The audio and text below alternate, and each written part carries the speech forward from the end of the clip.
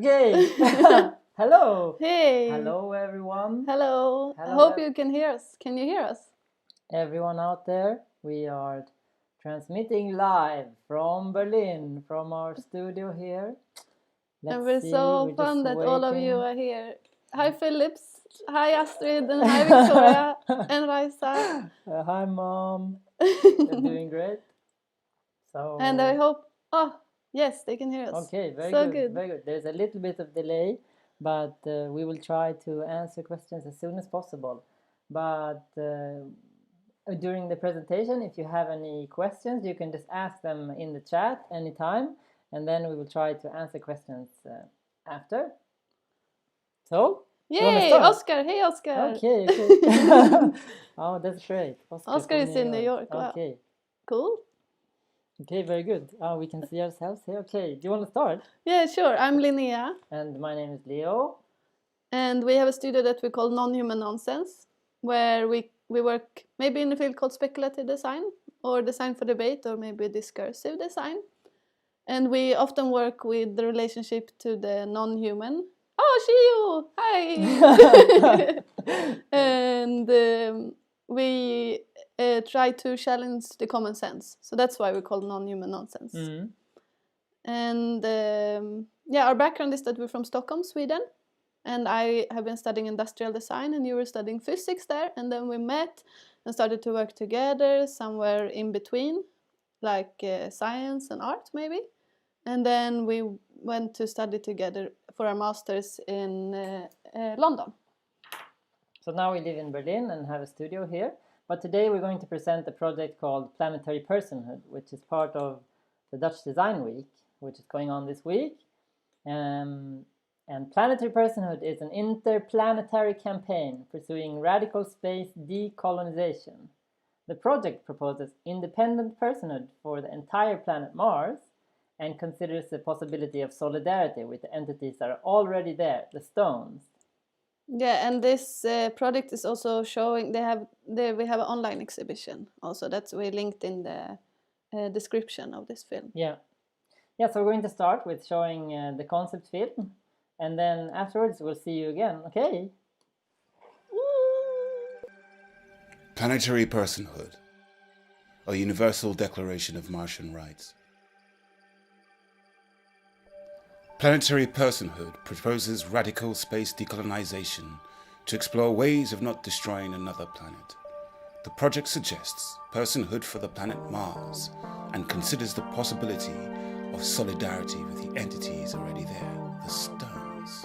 As scientists continue to search for microscopic forms of life or even fossilized traces of it, Planetary Personhood takes the opposite approach, extending compassion and respect beyond the life-non-life boundary. Planetary Personhood urges the declaration of the entire planet Mars as a legal and ontological person. Mars will be owned by Mars, and any decisions regarding Martian matters, such as mining or terraformation, will ultimately be taken by Mars, a new legal entity with rights protected in a Martian constitution. In an era where both corporations and volcanoes have become legal persons, Mars will be represented by a group of guardians from various philosophies and indigenous groups on Earth, many of which enable a deeply symbiotic and respectful bond to the land. On Mars, everyone and everything is born a Martian, and all Martians are born free and equal in dignity and rights. On collision course with earthly institutions, the project seeks citizenship for a Martian meteorite residing on Earth.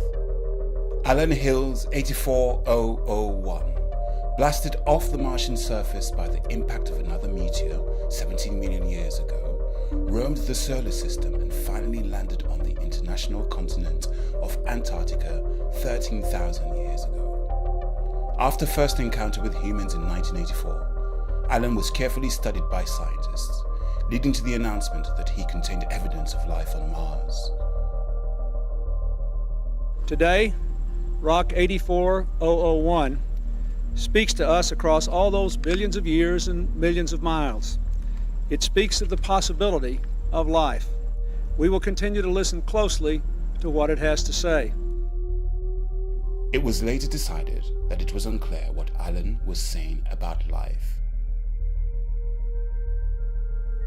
When considering human settlement on Mars, the planet is often seen as an empty place, a blank canvas, void of life, and therefore empty of agency and inherent value.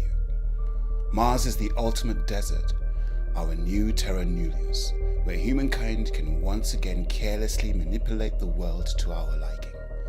Mars is the dream world where the narrative of human domination is running wild and free. Planetary Personhood supports the positive aspects of space exploration, such as curiosity, humbleness, and reverence for mystery, while it prevents our boldness from sliding into recklessness.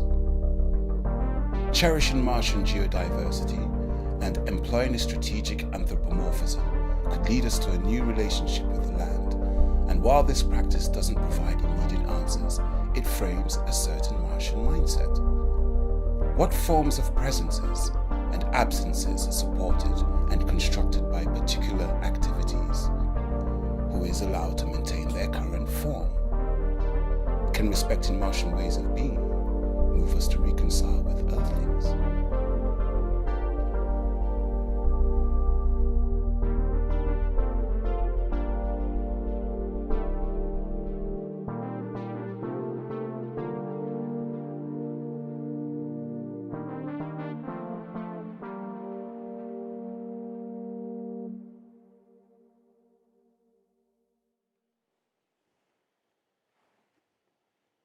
Now we're back.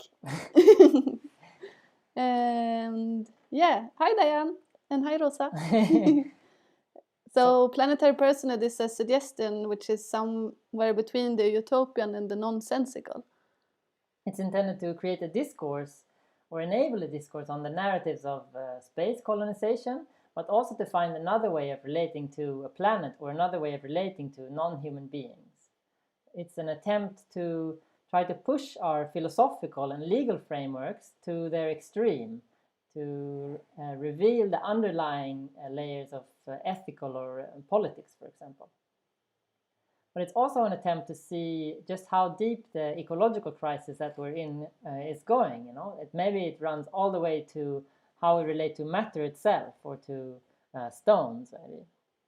So in this project, we're interested in using Mars as an opportunity to try to imagine something that's completely different for Earth, or it's a place where thought is maybe free. We're not as hindered by the baggage of earthly traditions and systems. But it's also an experiment of what happens when Mars then collides with the institutions that we have on Earth. So the project is an opportunity also to look at and to be inspired by other ways of relating to the land, like the relationships that many indigenous groups have and are already doing on Earth. So in that sense, it's not intended as a ready-made solution, but rather a proposition, but it maybe opens up new questions rather than providing final answers. So currently, there is a renewed effort of going into space. It's been called a new space age, and there are many companies going into space, American companies, and also different nations that are going or saying that they will go to space. And there's a lot of things to say about this, like what are the political conditions that enable it, what are the different motivations that people have for going, for example. And some of these endeavors are easier to see maybe how they might be a continuation of a destructive or capital-driven extraction-focused mindset. For example, when they're talking about space as a next economic frontier, or going up there to mine valuable minerals like platinum, for example. But for us, I guess what we're interested in, and the reasons also for doing this project, is that space travel is one of the grand narratives of how we see ourselves as a human species. What is our role in the universe, and how do we relate to the other species and to the planet and to the land itself. And in looking at these narratives, one of the things that's really driving space or endeavors to go to space is colonization, colonizing Mars, or starting a colony there, which ultimately has the goal of terraforming the planet, changing it into something that we desire, or as Elon Musk says, making it a really nice place to be, like in this video, for example. And terraforming and colonialism is something that many people are critical, but we were interested in, or the starting point of the project was somehow to try to get to the bottom of it. And what's going on here? And so the Planetary Personhood is developed also as a response to this colonization, or the narratives around space colonization. So the project is centered around a universal declaration of Martian rights. And this declaration consists of 8 paragraphs. 1. Let Mars be Mars. 2. Mars is not terra nullius. 3. Recognize all Martians. 4. Welcome to Earth, Alan. 5. Honor non-life, end biocentrism. 6.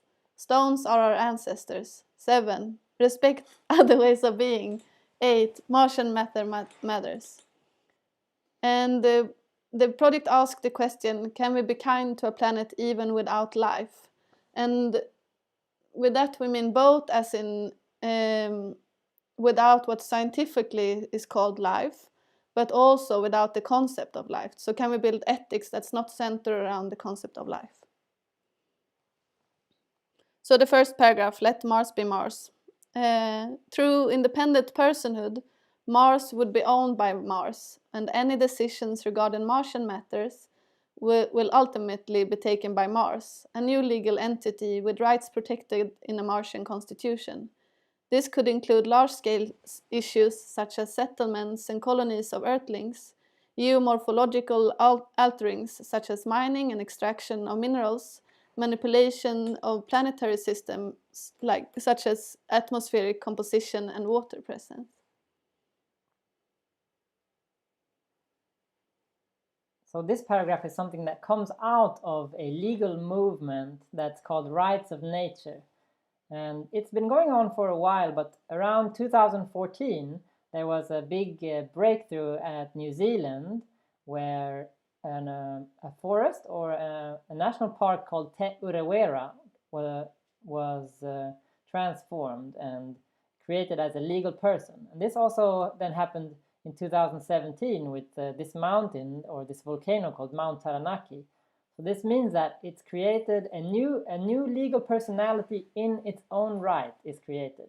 And it means that the ownership is moved from the government to the mountain itself, so that the mountain owns itself. And when people or humans take decisions that regarding the mountain or the management maybe of human activities around the mountain, they have to ask the mountain what it wants. So it's really about listening to non-human actants.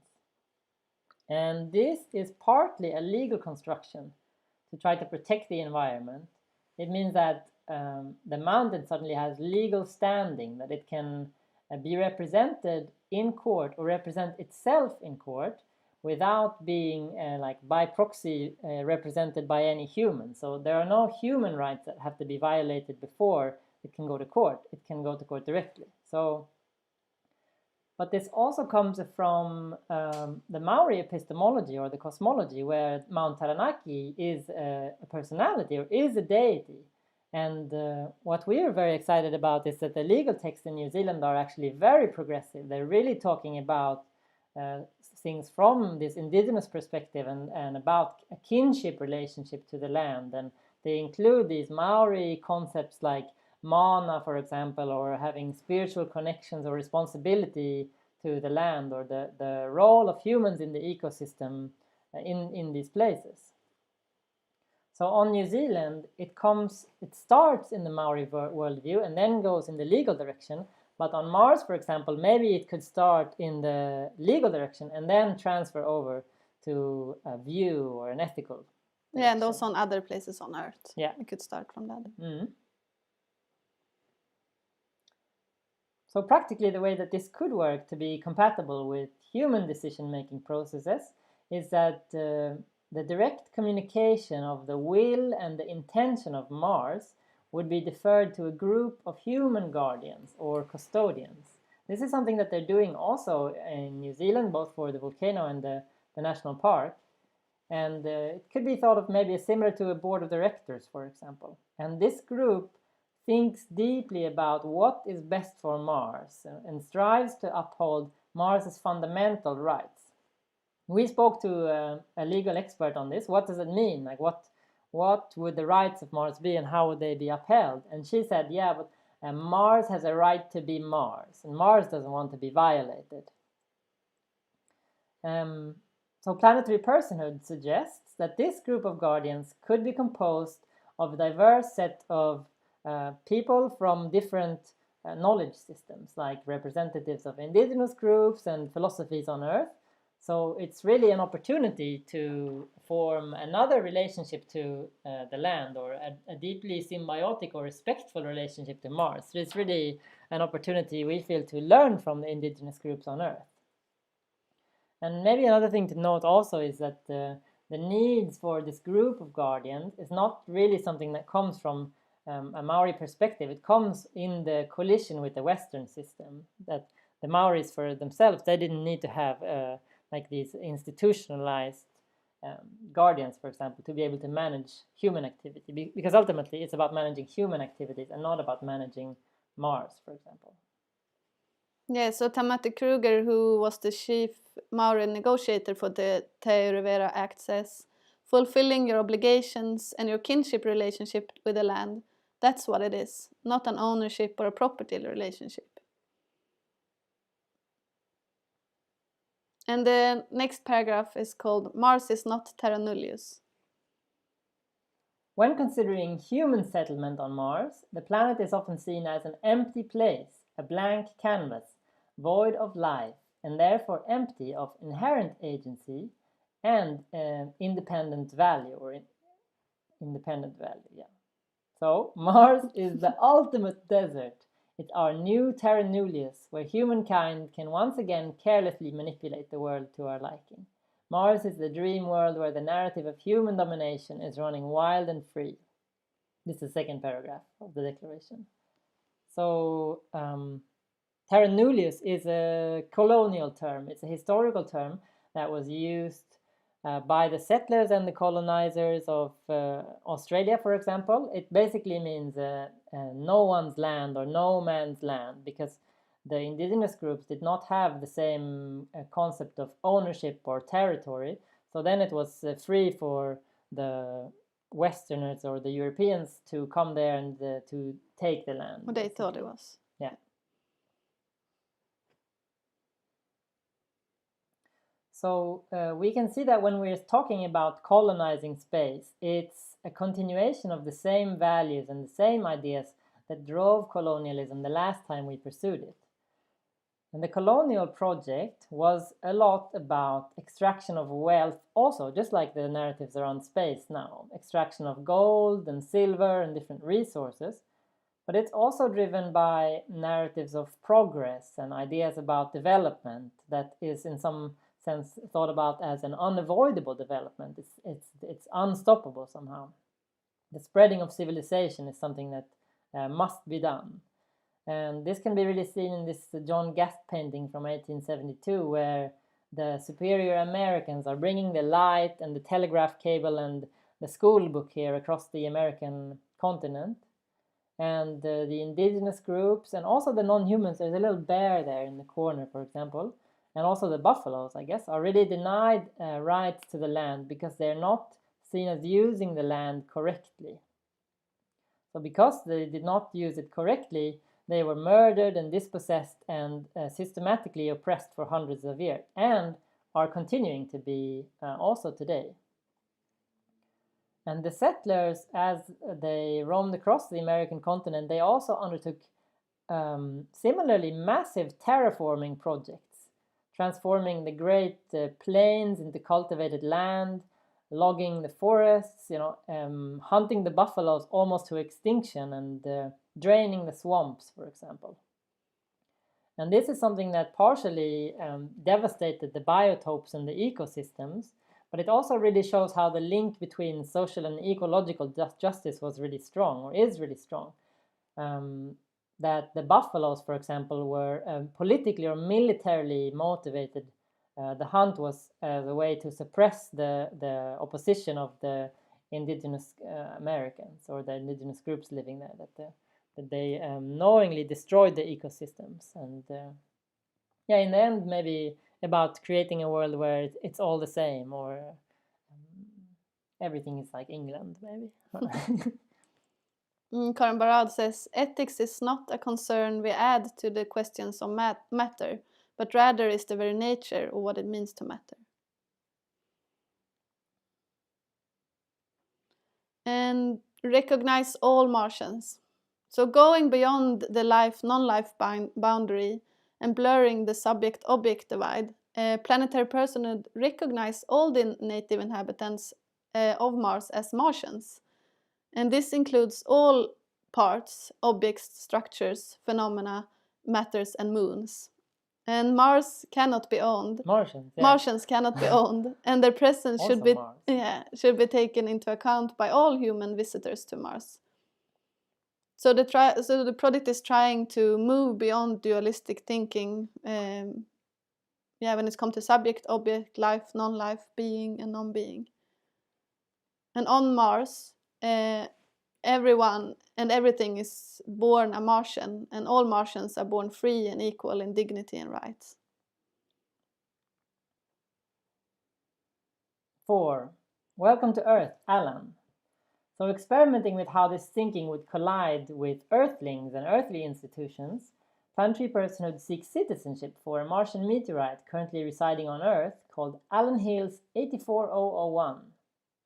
And Alan, as you saw in the film, was born on Mars 4 billion years ago, blasted off the Martian surface by the impact of another meteor 16 million years ago, roamed the solar system for a very long time, and then eventually landed on Earth approximately 13,000 years ago. Appropriately enough, he landed on the international continent of Antarctica, where he was lying for maybe 13,000 years, I guess, until he established first contact with humans on December 27th, 1984. Why is it appropriate? This is 3 weeks after my brother was born. Ah.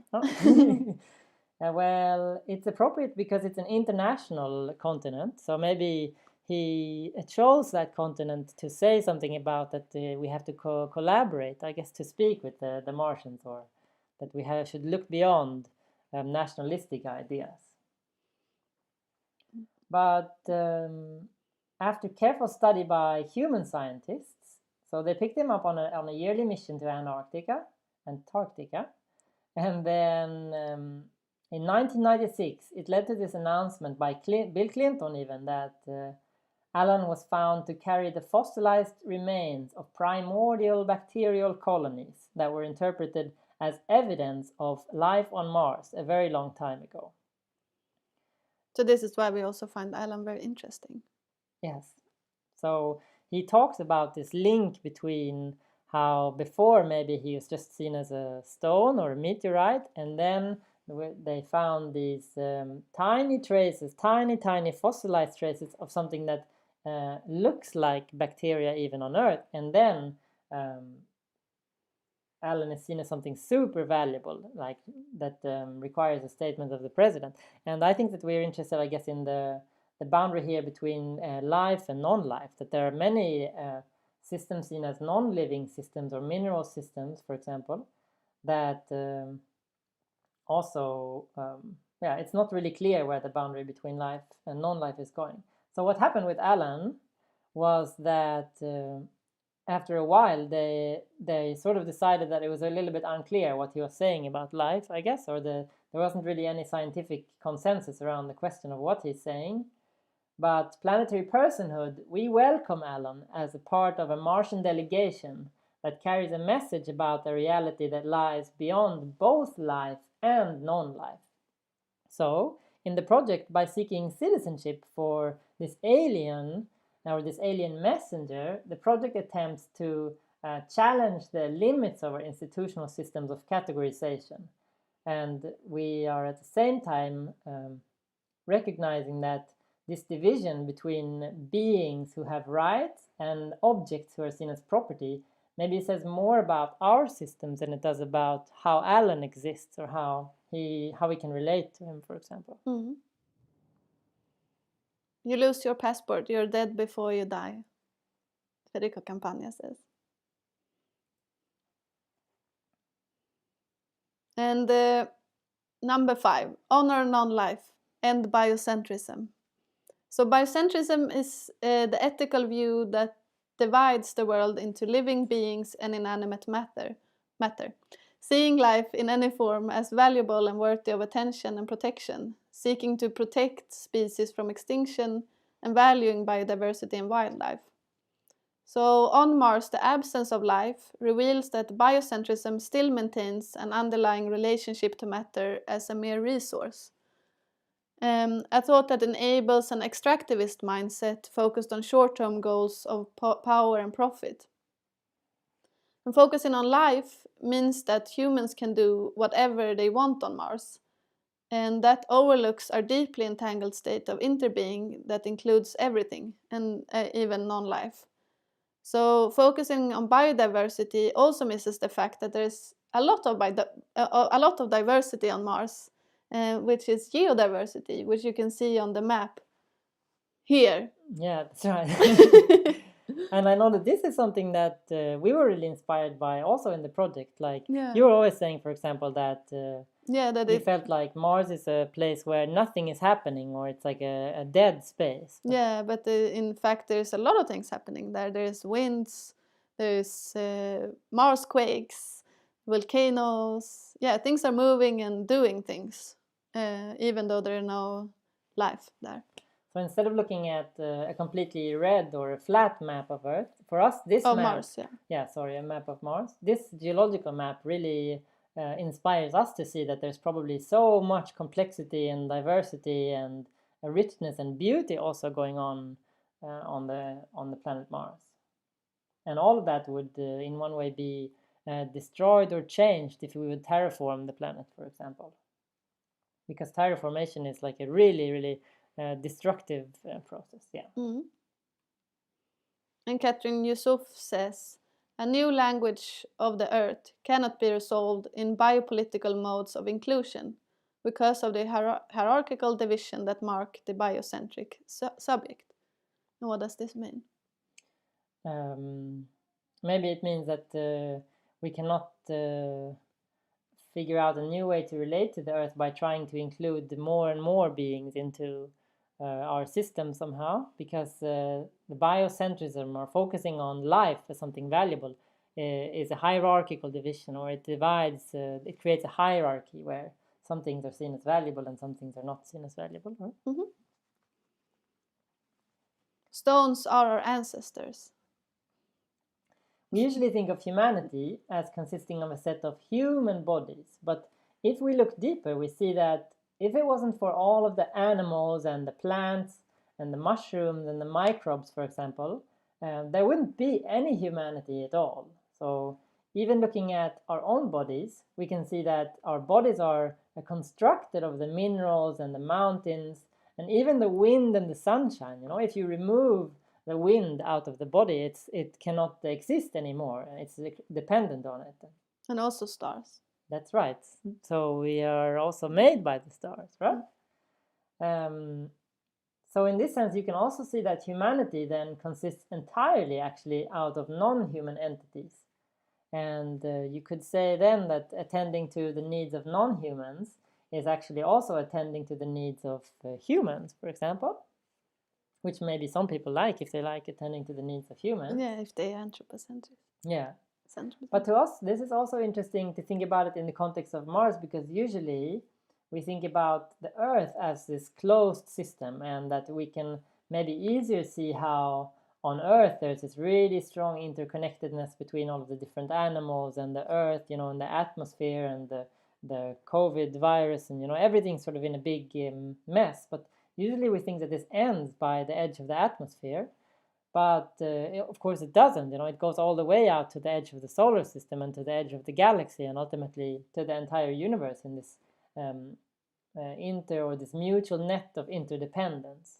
So Yeah, that the easiest way to understand it is maybe by the sun, but also other planet. Yeah, like if we wouldn't have Jupiter, for example, there would be a lot more meteorite showers on Earth, or Jupiter is a very big shield protecting from different stones coming from the Earth. And Coming from space, yeah. that's right, sorry. And also, I think another thing that we think about also here is that when we think about Mars, maybe we also don't know really how we are going to be changed, or what do you say, affected by if we would terraform Mars, or if it would be radically transformed, because we don't really know how we are connected to the different things. So maybe we met another artist called Naum who said that before, when we thought of the atmosphere, you know, we used to think that, oh, if we just put out some gases in the atmosphere, it doesn't really matter. It's so huge, it's not really connected to us. And then after that, we discovered this really deep bond to the atmosphere. Yeah, and if we got space, might happen. Yeah. And the Zen master Teknahan says this very good. To be or not to be, that is no longer the question. The question is one of interbeing. 7. Respect other ways of being.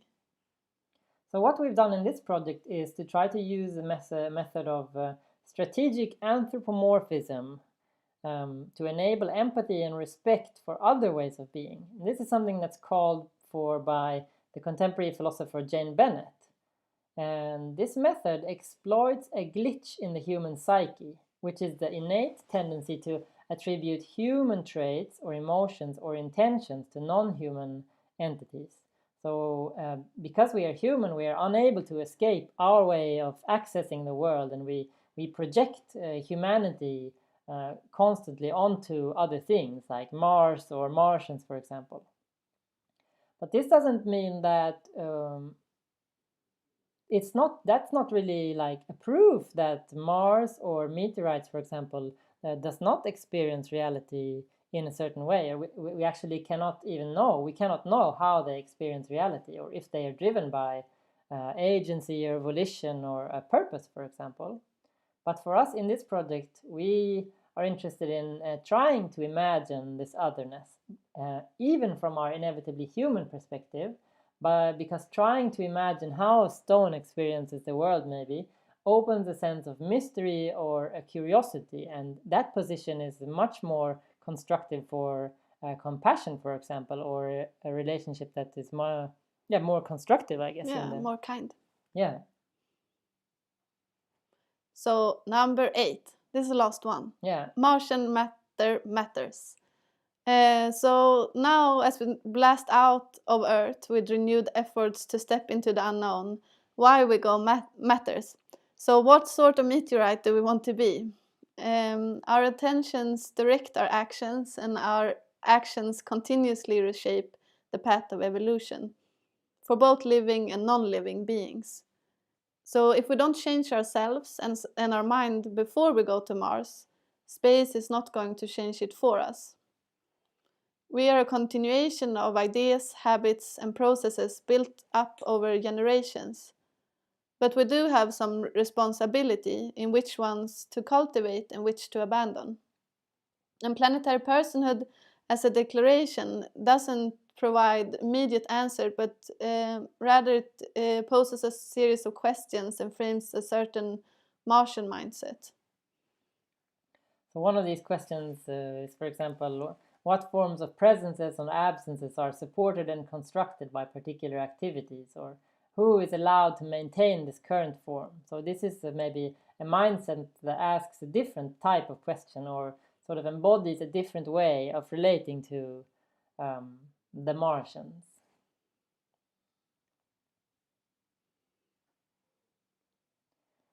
If we think that we already know what is out there, we will surely miss much of it, says Jane Bennett, who is a political theorist. And that's all. Yeah, that's it. Thank you the so end much. of the presentation. And if there's anyone who has any questions now, we can go to the questions. And let's see also here if we will go to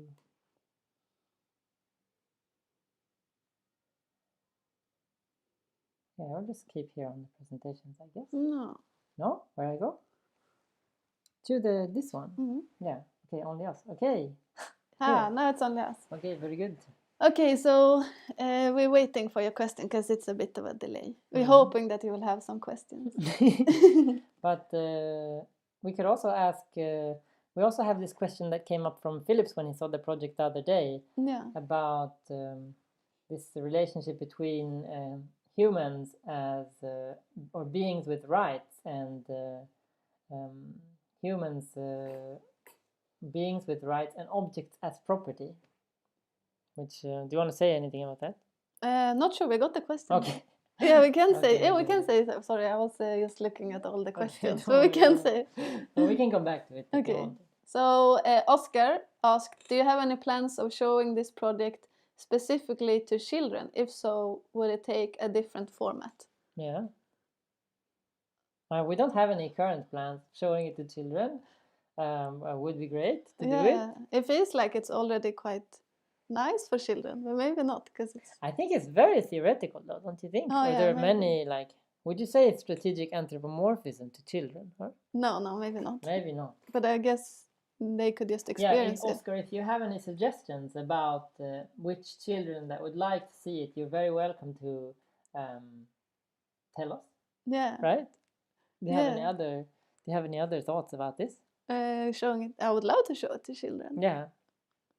I guess showing it to children also would be really interesting because they already have this maybe other way of relating to the world as if it's alive, you know, that maybe when you're a child, this state where the whole world is already animistic, or you imbue like agency and being into many other things. So I guess the project is mainly intended to adults, you know, who are really stuck in their state of mind. I think that children are maybe already quite open in seeing the living things, and yeah, so maybe it's about how we train our children, though.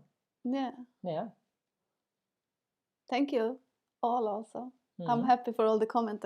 I'm like looking at you and they're looking. Thank you. Yeah. Is there anything else we want to say?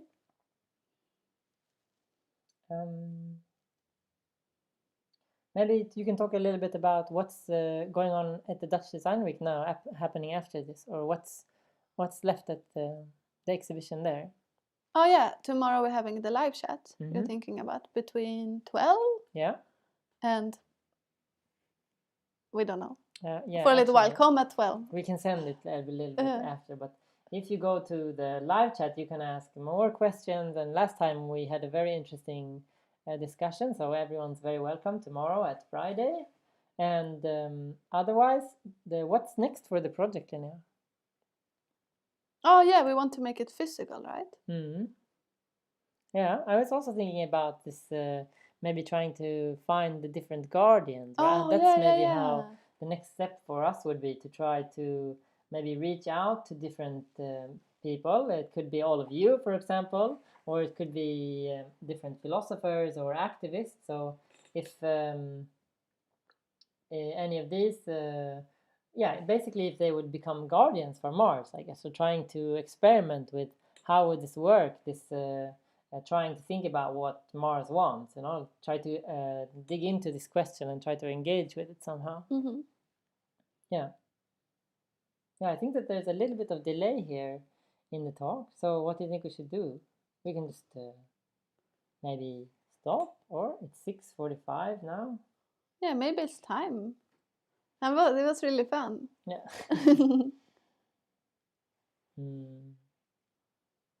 Yeah, maybe that's it then. Okay, so let's see here if we can go to the end. Yeah, so then let's see if we're just going to send out the link to the 3D exhibition that we have, also part of the Dutch Design Week, and in the chat. And if there's anyone who has any more questions, we have a few more minutes. Like, whoa, there's very suddenly now, maybe the delay. So Philip is asking, if we would speculate a bit, how would a guardian group decide what Mars would want? Yeah, What do you think? What do you think? How would they decide what it wants? I think that one thing that's very interesting about this, or that was really inspiring to us, when we read this interview with Tamati Kruger, who's one of the negotiators of this treaty, and he talked about how the Maori, for example, how the communication with the land happened, and he really focused it around this just listening to the land. And he talked about the story that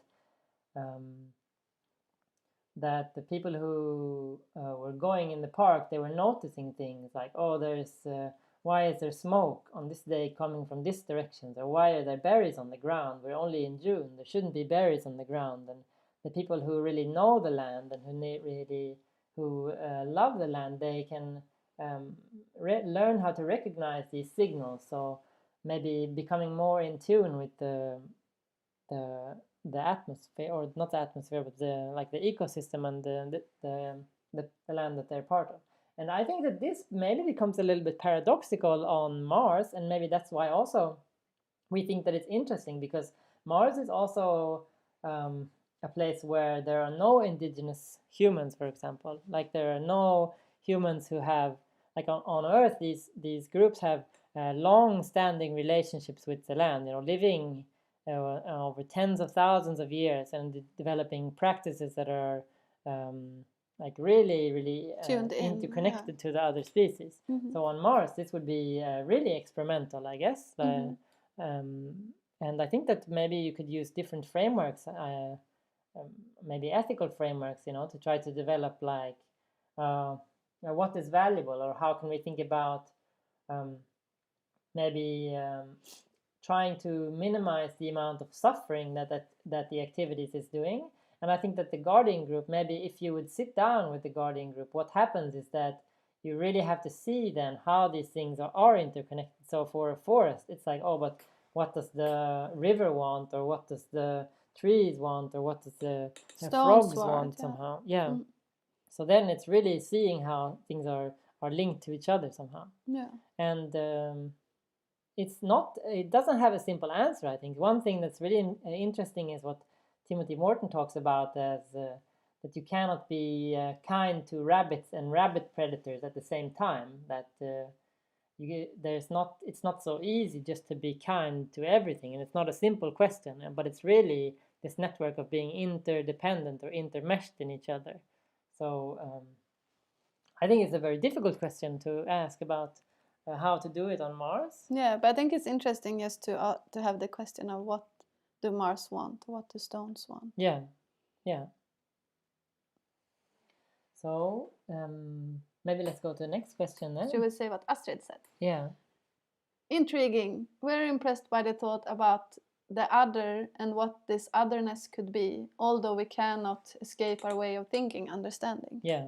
So maybe another interesting thing that we find is inspiring that we can say about this also is the division or the difference between these two philosophical terms. One is called anthropocentrism, or centering on humans, and the other one is called anthropomorphism. Yeah. So anthropocentrism is when we build our ethics completely around seeing humans as unique or superior, or humans as existing more than a non-human being. Yeah, so you're putting them on top. Where maybe like animals comes next, and then plants, and then outside that non-living matter like stones. Yeah.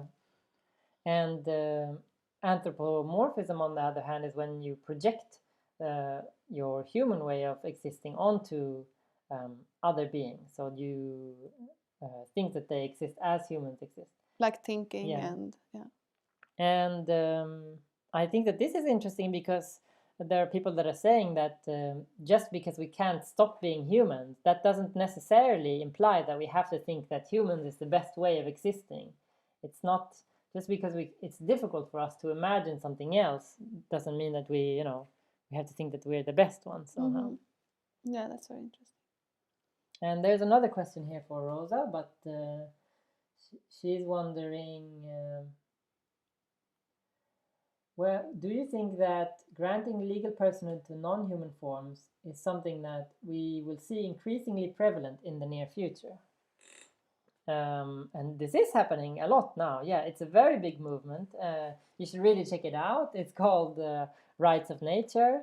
It started in New Zealand, maybe and a big thing in 2014, like we said, but it's happening in many places of the world now, like in India, for example. The river Ganges was up in court, but there are many different developments. I don't know all of the details of them, but also in Bolivia and in the US, there's a very big movement about different lawyers who are trying to create this legal person somehow. Also in Sweden, where we had another project a month ago, there is a movement now to on a lake called Vättern to create legal personhood for Vättern. And I guess in Sweden, where we come from, it's interesting because Sweden has a very strong ecological law. It has a very sort of progressive law, but it's not working, basically. That it's very when human interests collide with ecological interests, very quickly the nature can sort of has to move over, or that it's difficult for in the current system that we have how you can protect these ecological resources, basically. Yeah. And Sweden also have the history of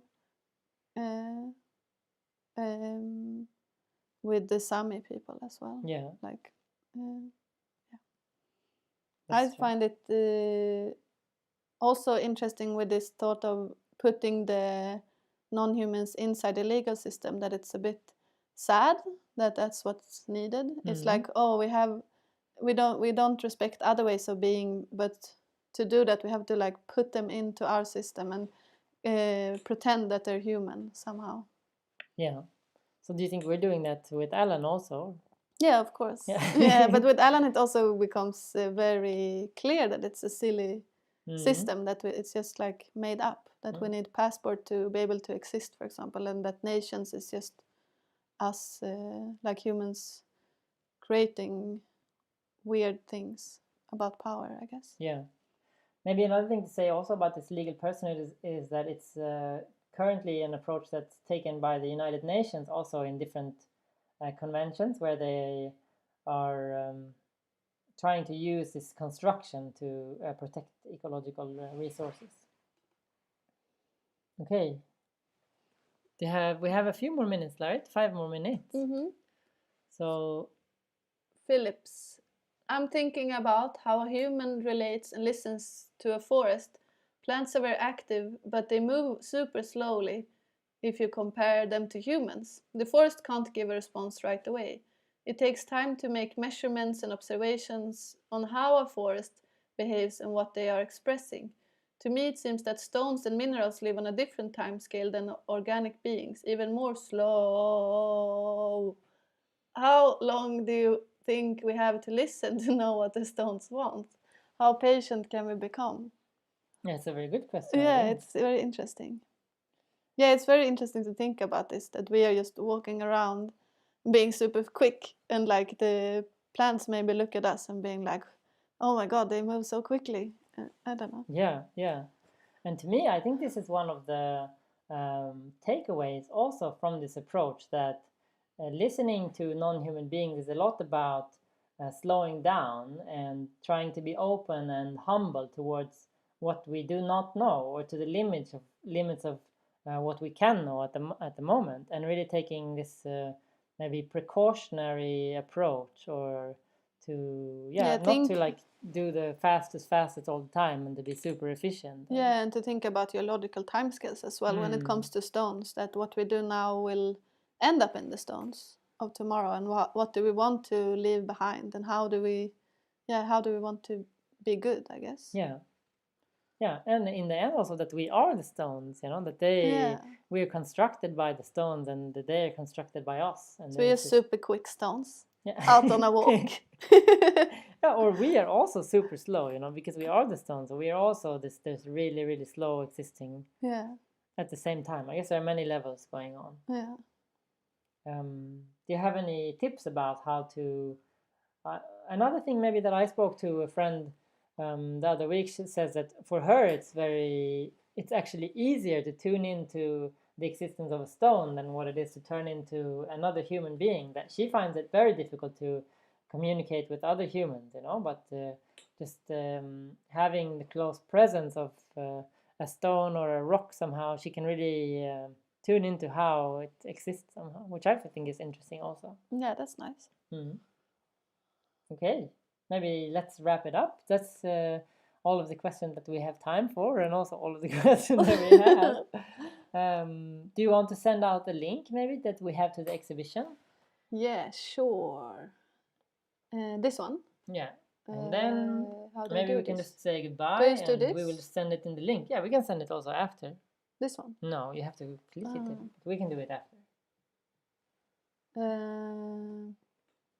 Okay. Then yeah, there's the link. Good. Okay. Thank you so much for tuning in. Yeah. And See you again next time. See you. Bye.